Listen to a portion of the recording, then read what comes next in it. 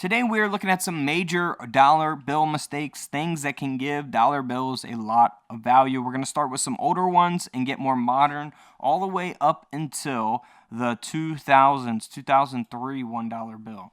So first off, we're starting with a 1935 Hawaii $1 bill that has a Hawaii error.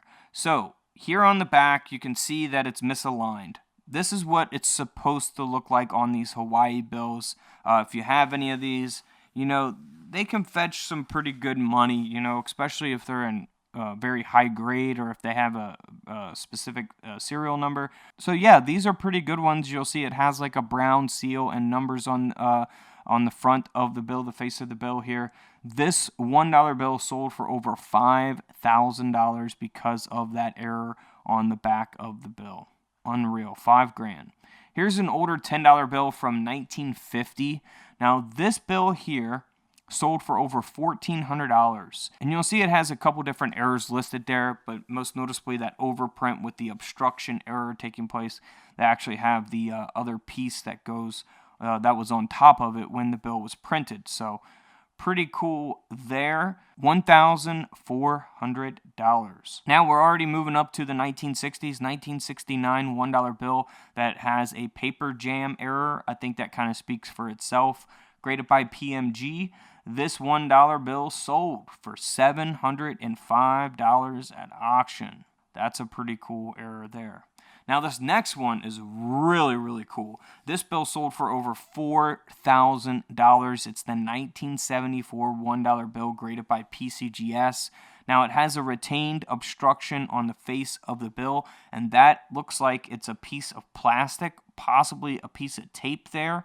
Very, very visible. That is actually a real error that took place at the Federal Reserve. So it's not like someone just put that on there. Awesome error here on a 1974 $1 bill, over $4,000. Now here's a 1977 $1 bill. It has multiple errors, as you can see here, gutter folds and all kinds of different things. I think it kind of speaks for itself. We got the face printing here on the back.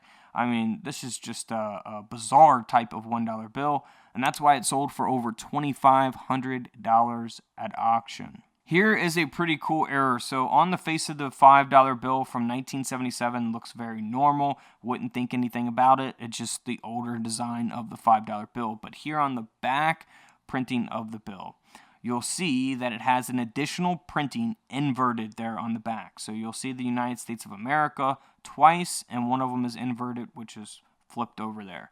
So this bill, graded by PCGS, sold for over $1,700 at auction. Moving on to another obstruction error. Pretty cool here. I think this is a piece of tape this time. This yellow piece of tape here going through the face of Hamilton there. 1977 $10 bill with this obstruction error sold for $2,700 at auction. Has a nice grade to it as well. Very nice conditioned $10 bill. Now here's a pretty explanatory error as well. We got a fold over error. You'll see that the seals and the numbers are not lined up correctly. 1981 $1 bill sold for over $4,000 at auction. $4,320 to be specific. Now here's a 1985 $20 bill that has a cutting error. Again, I think that speaks for itself. You'll see a lot of magicians that kind of make a bill look like this through their magic tricks, but this is actually a real error. So it was printed this way. And this bill sold for $1,200 at auction. Nice Federal Reserve note here. The 1985 $1 bill will have a partial back to face offsets. So you'll see the back printing here on the face of the bill. And it is 1985 $1 bill. Looks very normal on the back, by the way. This $1 bill sold for $3,290 at auction. Again, graded by PCGS. This next bill is graded by PMG. We have looked at this bill before. It's a super rare dollar bill that I love. to cover and to remind people about, because it's such a simple error to look for that can give your $1 bills or any dollar bills a lot of value. So this bill, not in the best condition. You can see that it's been passed up and circulated over the years. I can't imagine how many hands this went through, but someone found it and got really, really lucky. It's a 1988 $1 bill that sold for over $16,000 in auction because of two different things here. One, it is a web note. So we have a whole video on web notes and what exactly those are. So feel free to just type in web notes, couch collectibles, and you will find those videos. But how to distinguish if it's a web note? Very easy. Go to the back of the bill. If you see a little number next to the word trust, that will represent that it is, in fact, a web note. But here on the front is where a lot of the value is from. So you'll see that it ends in a star here on the left side of the bill. And then here on the right side of the bill, it ends in L. Now that is a mismatched suffix error. So you can look for mismatched numbers, mismatched prefix, suffix. At the end of the day, these letters and numbers are supposed to match on both sides of the bill. There could be one number mismatched, multiple numbers mismatched, one letter, multiple letters. So keep that in mind. You always want to make sure that both of those are matching. If you have one that is not matching, though, that's what you really want to look for, because that will give your bill a lot of value, over $16,000. Now here's a Federal Reserve note from 1993, $10 bill. This is what was going on when I was a kid. Old $10 bills like this that you actually don't even see anymore for the most part. So this bill here on the back, really, really cool error here. So it has an inverted offset from the MacLeod press on the back printing of the bill. So you'll see multiple designs of the face printing here on the back of the bill. I mean, that's a pretty cool type of error there. Graded by PCGS, this $10 bill sold for over $1,100 at auction. And then here's a very noticeable type of error here, misalignment error taking place on the 1995 Federal Reserve note. This $1 bill sold for $3,600 at auction.